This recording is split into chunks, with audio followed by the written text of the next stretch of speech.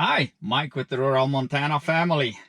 You probably heard about Ford here just announced several days ago that they're partnering with Tesla so that they can use the Tesla Supercharger network.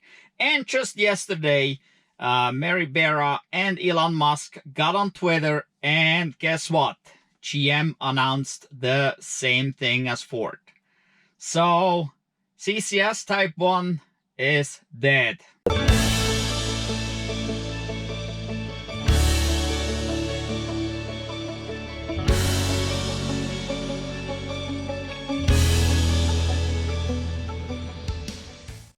Several days ago, Jim Farley, the CEO of Ford, announced that Ford will be switching to the North American charging standard that pretty much all of us know as the Tesla plug. And guess what? Yesterday, Marry Barra had a conversation with Elon Musk on Twitter, and what did they announce? The same exact thing. GM is also switching to the North American charging standard. And so that is basically the killer for the Type 1 CCS. So now before you blow up and it's like, no, CCS is in the entire world. Well, CCS Type 1 is in North America. Europe and other countries use CCS Type 2. That is a different standard, a different plug. Similar plug, but different. Also, Europe mandated, which means it is the law for EVs to have the Type 2 CCS plug on all electric cars. Here in North America, we have several standards, but none of them are mandated. And which one of those standards has the most charging stations with the highest uptime and the easiest functionality? Well, Tesla. Tesla's supercharging network is superior to all the others. We have been using both charging networks with CCS chargers and the Tesla supercharging network for traveling, and definitely found that the Tesla supercharger network is much easier. Overall, for us Tesla owners, it's a plug and play. So we don't even need the app or anything. While for Ford or GM, you will be using the app most likely. So Ford integrated it, so you will use the Ford app. GM hasn't said yet if you will be using the Tesla app or the Ford app. But in any event, it was always problem-free to travel with the Tesla. Whenever we traveled with our Chevy Bolt, where we needed CCS, we ran into problems all the time. They're not huge problems, but they're problems. And it just sucks, literally. It just adds to your travel time, which may not even be the big deal because quite frequently you don't need to be charging that extremely fast. But if you're just sitting there trying to connect and you have to unplug, plug back in, forward and back and whatever, have to call tech support to help you get this thing going or whatever, that just sucks. And that is a CCS problem. While the North American charging standard, Tesla did not have any of those problems. Now that said, yes, they only serve their own cars. But with the opening up of the charging network that Tesla is doing anyway by adding the Magic Dock, which is nothing but a CCS adapter that's permanently attached to the supercharger. So you can, if you have a CCS car, you can take it with, it comes out with the adapter, so you can plug it into your CCS car. If a Tesla owner shows up, the Tesla owner just pulls the Tesla plug. So they already opened some stations and obviously can already gain some data. And Tesla is just as much of a software company as a car company. And yeah, they have quite a bit of experience with charging and probably can solve many of those issues that other companies have trouble with between the communication of cars and so on. Tesla probably can solve those. And because Tesla is really good at solving software problems, and they can do easy over-the-air update to their superchargers. It's really so simple for them to make things work. It's unbelievable sometimes. So, and that will just kill the CCS plug here in the United States. Now with Ford and GM, well, they're number 2 and number 3, right behind Tesla in regards to EVs in the United States or North America. So then the maturity will grow even quicker. Tesla already has the maturity of EVs here in the United States. There is more Teslas here in the United States on the road than any other EV combined. So, so they have way more data anyway, and their network is just huge. Also, their locations are pretty darn good compared to some other. EVgo has some weird locations at times. Even Electrify America is mostly Walmarts and Target or so. But then there are some that are just in weird locations. And, well, nobody wanted the Tesla plug initially because they all thought, well, the CCS, that is the standard. Well, it's a standard. It's not mandated. The CCS plug was kind of hacked together out of 2 plugs, obviously, out of the Type 1 plus the additional pins. That was kind of established by some board members, not by actual users, not by the data-driven companies or anything. And nobody just wanted to work with Tesla initially, and they just kind of ignored Tesla and said, we're going with the CCS, until they had enough EVs out there. And then they found out, well, our customers have problems charging. These chargers never work. They can't go there. They can't go here. They can't travel with our EV. They don't want to buy our EV. They want to buy a Tesla because they can charge anywhere, real easy and simple.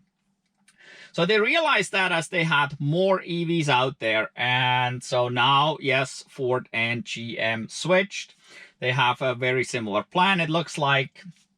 So I would assume they both, just like these legacy car companies do, they have their contracts and they have to finish the contracts buying those CCS parts, those charge ports. So they will have to go till 2025 model year. So in August of 2024, that's where the production switches to the 2025 model year with the legacy car makers. So from then on, these cars will have the North American charging standard, the Tesla plug. Okay. For everybody else that's already out there and has a CCS plug right now, they will get or can get a adapter. Not really sure how this is gonna work. Ford said they will send the adapters to their customers. I don't know if that means free. GM didn't really specify anything. They said the adapters will be available.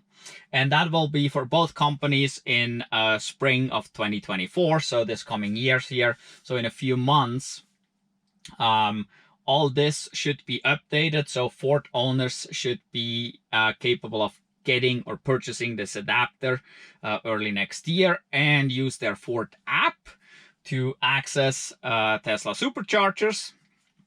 And then with GM, I'm not 100% sure.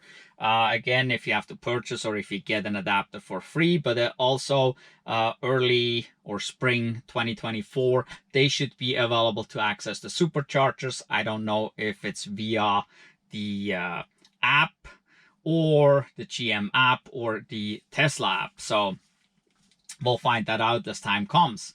But this is kind of similar to like Betamax and VHS many moons ago. I don't know, some of you might not even know what I'm talking about, but there used to be such a thing as a video cassette, and you had a video cassette recorder or player, right? And before we had DVRs and things like that, and there were two standards, again, two standards commonly used. One was Betamax and one was VHS.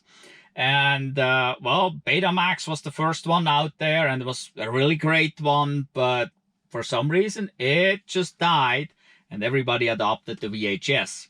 And so here, this will be very similar. The CHAdeMO standard is already dead pretty much here in North America. Electrify America abandoned it a couple of years ago already, said we're not adding any further stations with it. So that's kind of done anyway. So that leaves it down to the CCS and the Tesla plug, the North American charging standard. And at this point, it definitely goes into the direction in favor of NACS. So CCS will die out eventually. And it's not hard for like Electrify America or EVgo to switch over. And it's a matter of basically replacing the cables and updating the software. And cables need replaced frequently anyway on the CCS, because those CCS plugs, they break all the time. They drop, if they're dropped, they break, they distort during heat and whatever. There's so many issues with this weird shaped plug. So they have to be replaced anyway. And I'm sure both of them would love to have more Tesla business. Actually, EVgo added CHAdeMO adapters so that Teslas at least could charge at EVgo charging stations at 50 kilowatts. So they already showed an interest a long time ago, and recently they pretty much enabled plug and play for Tesla drivers, so that you can plug in and it would recognize the Tesla and it would charge, would just start to charge without having to swipe the card and this and this and that. So they definitely want the Tesla business too. And for them, a switch to the NACS is relatively easy, as simple as replacing the cable, doing an update to the software. And then all these guys can also not just serve others with CCS plug, they can also serve Teslas now. And eventually the CCS will just go away, and you probably then will have to use an adapter if you're going to a EVgo or Electrify America. And if you're lucky, GM and Ford will provide this adapter at least for the next year, until the NACS will be the standard on a Ford and a GM, and you will no longer have a CCS charge port on those cars. And some of those auto manufacturers out there have contracts with Electrify America, and they may switch too, because Electrify America may say, I don't want to support a CCS anymore. This NACS works better for us. Customers are happier. There's less cost involved because we replace less cables, because the plugs are so much better. So the change will come. It will phase out, and that CCS Type 1 will go away. Other companies will adopt the NACS. Aptera did this quite a while back here. They pushed for that, and they said, we want to have the NACS. That's the best plug there is. And you can ask every car designer. They sure want the NACS, because it really takes a little charge port door about this big for that plug, rather than this huge charge port door. And you can run the same amount of power, the same high voltages. It's a great plug. It's just unbeatable, and it will survive. And the CCS Type 1 will die here in North America. All right, well, what do you think about it? Are you a big CCS fan and are extremely disappointed? Or are you super happy that you're going to get access to all these superchargers now and actually can travel? What's your opinion about all this? What do you think? Leave your comments down below. I'm very interested. What do you think about all this? I personally think it's a great thing to do. This will help more people to switch over to electric vehicles. Some Tesla owners right now are probably concerned that their favorite Tesla Superchargers are going to be plugged up with other cars. But we'll see.